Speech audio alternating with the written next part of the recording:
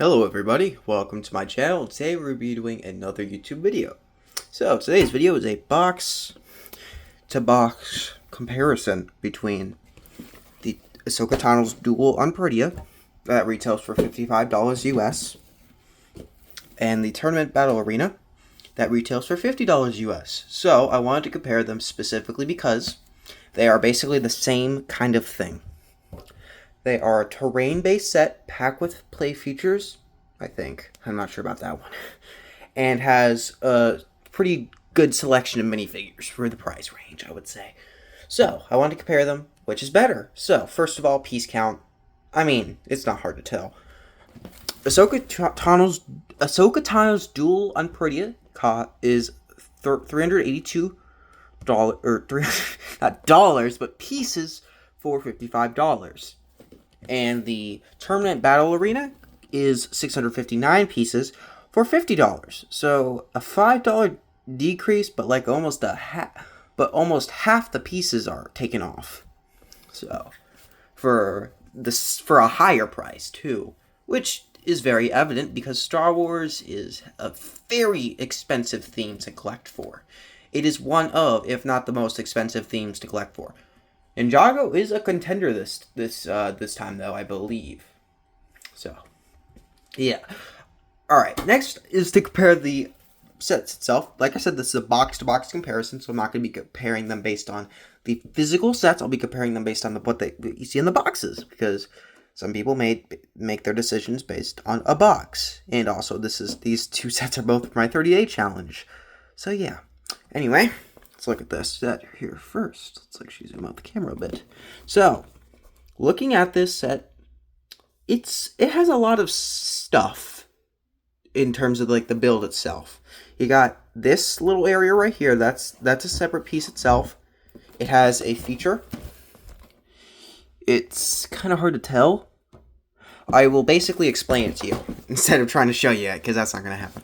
So basically, these stairs right here, the ones that Kai is standing behind, basically can just be, like, there's a pin.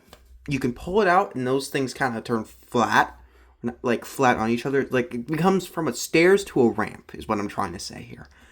And you can make a figure kind of, like, fall down off of it or something. The second little module here is this little weapons rack. I'm not sure if that's separate. I believe it is. It's just a few weapons on it, nothing crazy. Then we also have a little bell or drum of some sort here on this little module right here. And there's a feature where you can make it fall off, which is pretty cool. I believe it's showcased somewhere around here. Yeah, I'm not sure. It doesn't seem to be. But anyway, the last the last feature is this thing here, that you can basically kind of have these stands here. There's some little knobs on either side. You can basically twist them and have them like battle, which is pretty nice. So let's compare this to the gray plate with black pillars basically, and it's pretty boring. There's turntables here, which is nice in my opinion. There's 3 turntables. You can each put 1 or 2 minifigures on, depending on how you space it out. And you can just have figures battle there. So it's pretty similar to the other ones. Little tables here, table kind of thingies here. I'm not even trying to explain it, honestly. And the back doesn't really show much besides that feature, but you could also probably angle these up and down, maybe, I don't know. Anyway, that's kind of just that set. It's kind of hard to really explain the set's existence, besides being a minifigure pack that costs more money, so. Anyway, speaking of minifigures, let's look at minifigures. So, this set for $50, once again, has 6 minifigures. We have Kai, Sora, Cinder, Wolf Mask Warrior, Evil J, who is exclusive, as well as Tox, who is also exclusive. I'm not sure if Cinder is exclusive. I don't think he is, though. But, it's okay. This is great for the price. You get 5 good minifigures or 6 good minifigures for the price of $50. And also you get 659 pieces, so that's always nice. And all the figures, like I said, look good, and it's always nice to see something like that. Anyway, basically, yeah, that's the figures for that. All of them are good. all of them are pretty cool. All of them are good. I don't know why I need to restate that 500 times. I guess I'm just not finding any good talking points. Anyway, so we have 5 minifigures in the set. Pretty respectable for the price of $55, but like I said, the piece count doesn't really help. So we have Ahsoka Tano, Ezra Bridger, Morgan Elsbeth, Grand Admiral Thrawn himself, I cannot say words, and the Night Trooper. I do believe that if they gave us one more Night Trooper in this set, it would be a bit more worth it, but unfortunately they didn't. So, yeah. Anyway, all these figures are good still. These figures are all good. I like them. Obviously, realistically, I would say the only the figures that make it the most worth it are definitely these two. These two here. That's probably the most important thing, because they aren't really that hard, easy to find. I meant to say, not hard to find. And it's just, yeah. This set's also a cheap way to get Ahsoka Tano. This version specifically, there has been sets with Ahsoka Tano in it that's been cheaper, but this set's the cheapest way to get this variant of Ahsoka Tano, or this adult Ahsoka Tano.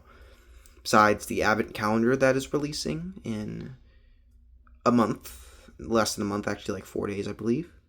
Wait, no, not 4 days, like 5 or 6 days. But anyway, this lineup is good. I like it. There should have been one more Night Trooper. So overall, what would I give these sets as a score? So this set I would give 8 out of 10, best in the box. It's nice. Its piece count is insanely good for the price.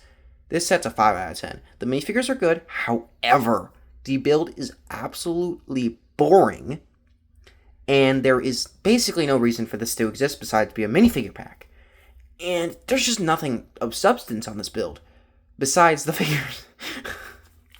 I cannot explain more that these figures are the only reason you should be buying this set. If you actually like the build, okay, fine with me. However, I would never buy this for the build. It would only be the minifigures, because holy crap, that is bad. This should have been 40. Yes, I get it. There's 5 minifigures, so that would have been a bit 40 to 45, not 55. 40 to 45 would be the most respectable price here. Probably 45 because the Star Wars tax or the Disney tax, whatever you want to call it. But either way, if I were to pick between these two sets, it would be this one. By far, there is no debate. Even if you didn't like Ninjago, you would probably pick this over this, unless you really wanted these specific figures right here. Because this set has so much for the price, for $5 less than this. The box is even smaller. And that's saying something. LEGO is getting so overpriced with their licensed themes nowadays. And even like stuff like Ninjago is starting to get to that point. And it's like, what am I going to do? Because, holy crap. I feel like the problem... Sorry, I'm going into a rant, guys. But the problem with LEGO nowadays is it doesn't feel like it's for children anymore. It feels like it's for adults. That's why we're getting this set. This set is literally a gray thing. A little gray piece of terrain with 5 minifigures that are very valuable. And that's $55. That's just that thing's existence is just to be like this. Whereas Ninjago, this is actually something of substance. This is something I would actually buy if it wasn't for the minifigures. Even if this had like a few okay minifigures, I would still buy it because it's a good set. It has stuff in it. It's not a gray terrain piece that you could probably display something on, I guess. But the problem with LEGO nowadays is that they rely on adults. They don't think of the children. Even though LEGO is literally made for kids, you have them making expensive sets that only adults would want. I don't think a normal child would really care for this set under normal circumstances. It's not really packed with play features. Okay, there's a few turntables. Cool. That exists. But it's not what I want it to be. It's not what it should be. LEGO is for children. primarily. That's what should come first. Children, yes. Adults can like Lego too and still be adults.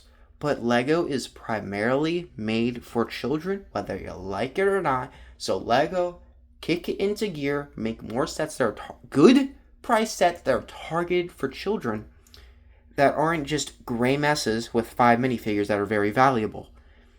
This is what I want to see. Not this. Sorry guys, I went to a tangent. I just been really getting, it's just been getting on my nerves lately. So yeah, that's it for the video guys. Bye.